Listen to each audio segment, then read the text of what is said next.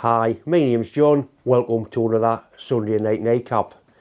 In tonight's nightcap, I go back in time a little bit and I do some work on some parts of an 8 series engine.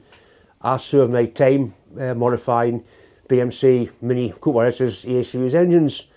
I do a modification on an oil pressure relief valve, which is different to the way I used to do it, and I modify some flat top pistons for a lad. Then I make a tool for one of the lads at work. He's leaving work, going to work somewhere else, and he asked if I'd make a tool for him. I'll just let you watch the video and see what you think. Anybody that watches my channel will probably know that I have got 100,000 subscribers and I've got my silver play button. Since that arrived, I've had a lot of emails from various companies wanting to know if they can help promote my channel, if I'll do video reviews on their products, most of which I've got no interest in whatsoever. There is adverts on my videos, I always have been. I do video reviews for Artec welding, I always have done, and I'll carry on doing them because Artec supply a very good product. I have done video reviews on some Banggood items of like machining items, bits of tooling that I think are really good value for money. I can assure you I won't go the way some of the Americans have gone and be like totally money based. That's not going to happen. I want to keep the channel basically exactly the same as it is now. Anybody that's ever worked on an 8 series engine, that's like a mini type engine, will recognise that as a pressure relief valve. What you won't recognise is the seat part that's hidden in the block that the valve sits into. There's a spring goes in there which fuels that into the seat, which maintains the oil pressure at a constant level. When the oil's thick and the engine's revving, the oil is too thick to escape through all the bearings, so it lifts the valve off the seat and escapes that way. As the oil warms up, gets thinner, the valve shuts to hold the constant oil pressure. Quite high on minis. We used to run the racing minis a good 80 psi, a solid 80 psi oil pressure. Now these aren't prone to sticking, but they have been known to stick open and you lost oil pressure. So what we used to do was replace that with a ball or grind 4 flats on the side to reduce the surface area of the valve in the hole it worked in.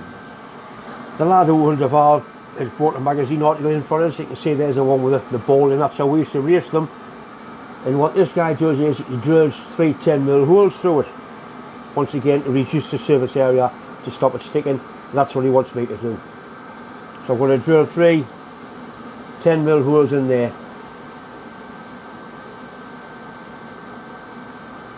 Simple as that, but it's not that simple. Holding it's going to be a little bit of an issue. I should be able to grip this in a collar chuck, and we can turn it around and index in the 3 holes. I haven't got a great lot of grip on.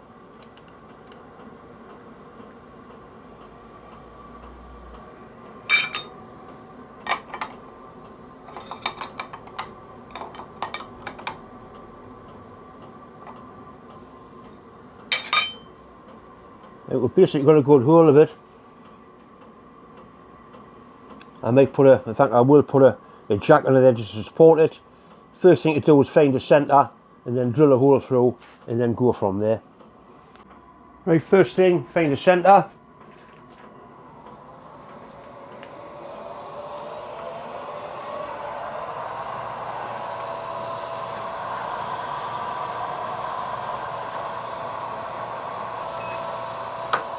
Cross to the other side and you simply split the difference on the 2 sizes.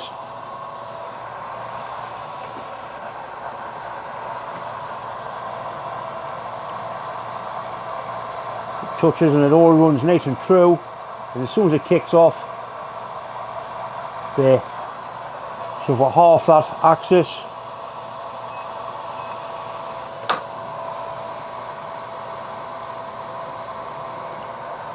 right, so the centre line of the lathe, the centre line of the milling machine is dead in the centre of that.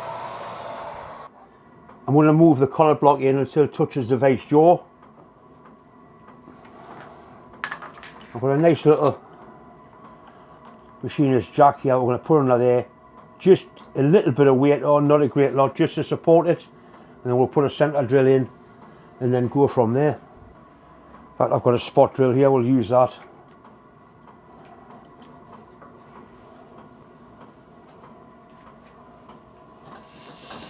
I'm going to kind of get it as near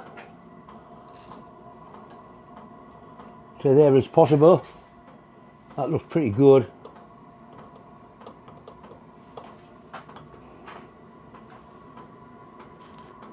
Put a little bit of the snot on.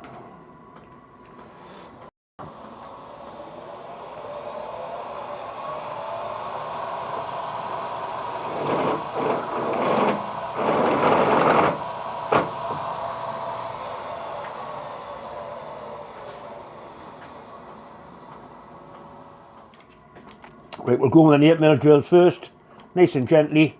Going to do all the operations on each one, and then turn it. I'll do the 3 operations and turn it. This is 8mm.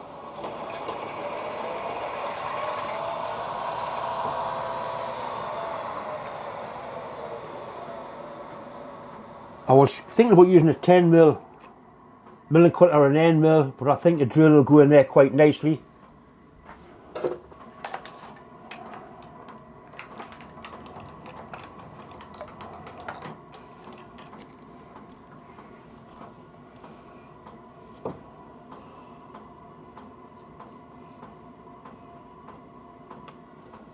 I'm going to use the X table or the X feet to drill this so it doesn't snatch. Sometimes it snatches on the quill and pulls it down. So you've got a lot more control this way.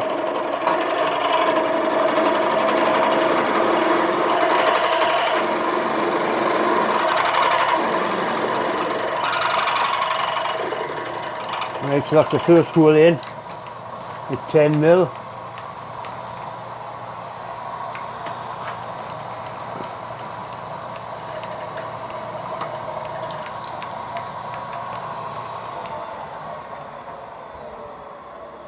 Right, now it's a simple enough case to loosen off the vise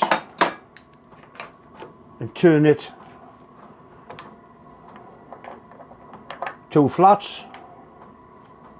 Once again, it's up against that collar, up against the shoulder on the vise.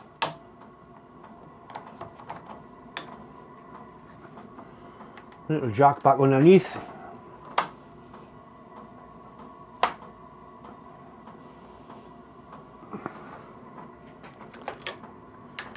Spot drill again.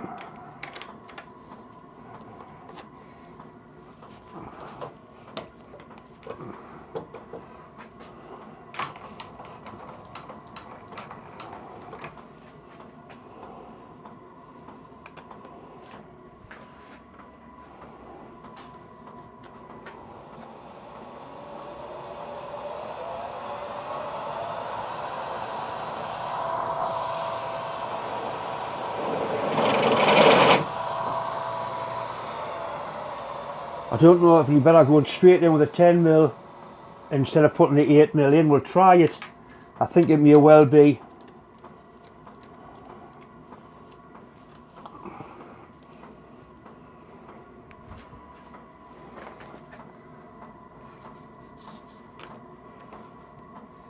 Nice gentle feed once again on the X-axis.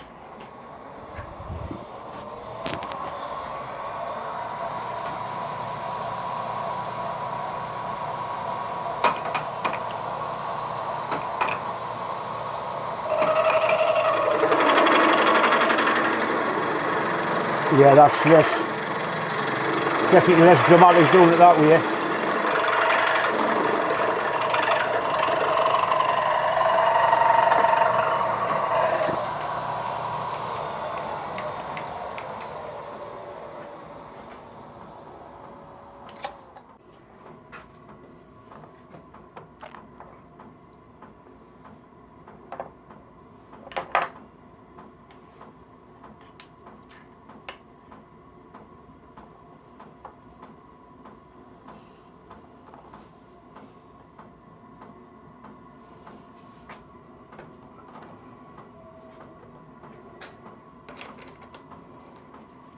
These coloured blocks are really handy. I use them quite a lot.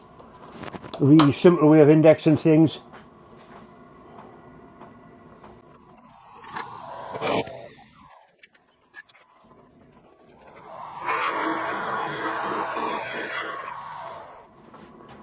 take any burrs off the outside, any little rags.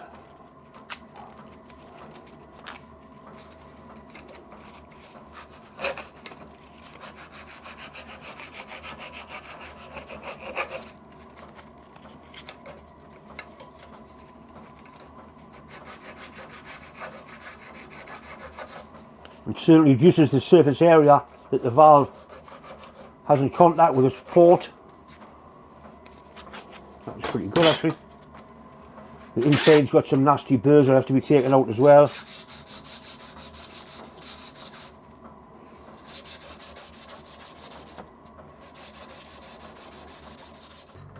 The valve has actually got a 1/2 inch hole in there. That's a 1/2 inch drill, so that's going to take all the rags off the inside. Still some right in the bottom. I'll get a 1/2 inch milling cutter and use that just to get all the little burrs off from the inside. So that's a 1/2 inch milling cutter. You can spend a lot of time modifying A-series engines to make them last longer, not just get more power. I've modified oil pumps on them. I might see if this lad wants his oil pump modifying. It's a simple operation, all hand work, and it makes a massive difference to the oil flow in the engine. That's what you want to do, so that's exactly what I've done.